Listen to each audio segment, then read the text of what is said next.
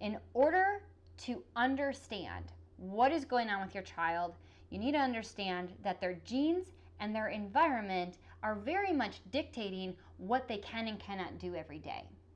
Now, we had a family just recently in the Cricky Kid system. They got some genetic testing done on their daughter, and I want to use her as an example here. This little girl was very quick to tantrum. She had lots of anxiety issues going on. She had lots of recurring infections, rashes all over her skin, big shiners under her eyes, and her parents wanted to get to the root. So they had this genetic testing done, and they found that she had some broken genes that predispose her for different issues. She had a broken gene that is known to cause processing issues and also some OCD-like behaviors.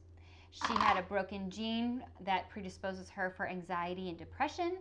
And she also had several broken genes that are known to cause immune system issues. Her immune system really doesn't know how to turn on and how to turn off.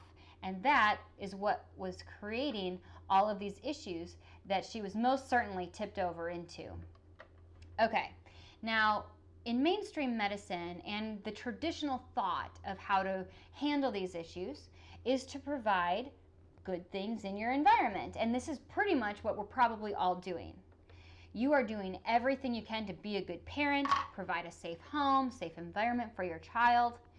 This family for sure worked very hard to find a school that could accommodate her needs. We had to try a few different schools. And they also sent her to occupational therapy and also for play therapy for a little while. Now, this is where we want to see a child. Despite there being issues, the child received the right kind of support and they're balanced. And if a child is balanced, we will say they actually have access to their abilities. That means they can learn and socialize and play and live in a family unit and keep everyone safe and respect everybody. Now, if this is you and this is your child and you're feeling, okay, we've got some help, maybe you found a medicine that works or different supplements that work, you're probably not going to need the rest of this lesson. But if you're doing all of these things and everyday life is still a struggle for you, your child is in your bed every single night.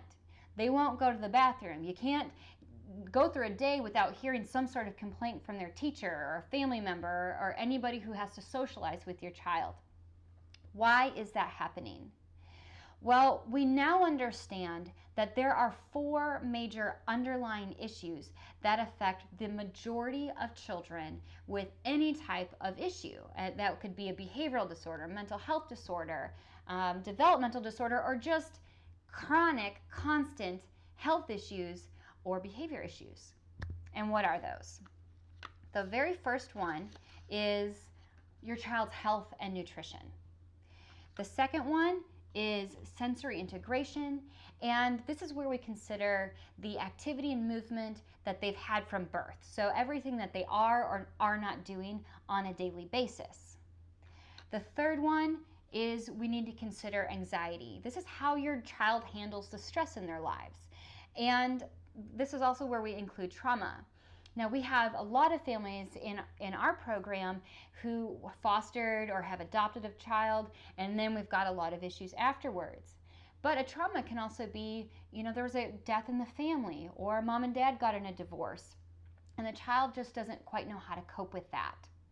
Now, the fourth one is underlying skills that just have not developed properly, underdeveloped skills. We can also call these lagging skills. And this is where we see kids constantly coming up to a situation and failing at it. And what is this? Maybe they're very sensitive to sensory input and they hear certain sounds and their flight, fight, or freeze response kicks in and they do not have the skill level to say, hey, can I have something to cover my ears? Can you turn off that sound? It's really bothering me. Instead, flight, fight, or freeze, we have huge tantrums, they jet, they elope, whatever happens. This is where we can deal with these underlying issues, increase these skill sets, and then we have a whole another kid. Let me show you what this looks like. This is the reason why so many families are completely stuck in their diagnosis or these chronic issues. These different issues, they're best friends. They come all together. Hardly ever do we just see a child with anxiety issues that doesn't have these other things going on. Now I'm going to give you a real picture of what this looked like for me as I learned how to address these underlying issues. I had the ADHD, the auditory and processing issues, and it was very hard for me to handle anything that stressed me out. What we found was my health and nutrition was one of my biggest culprits.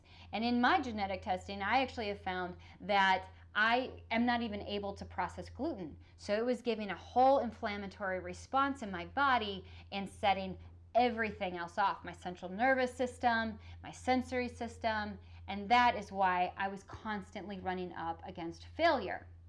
Now, in my world, sensory issues were issues for me, but they weren't as much as the nutrition or the anxiety. Anxiety was from the start. I was always a more anxious child. Now, I was also a child that could put it together in some places and completely fall apart in others. And I see this a lot in a lot of families.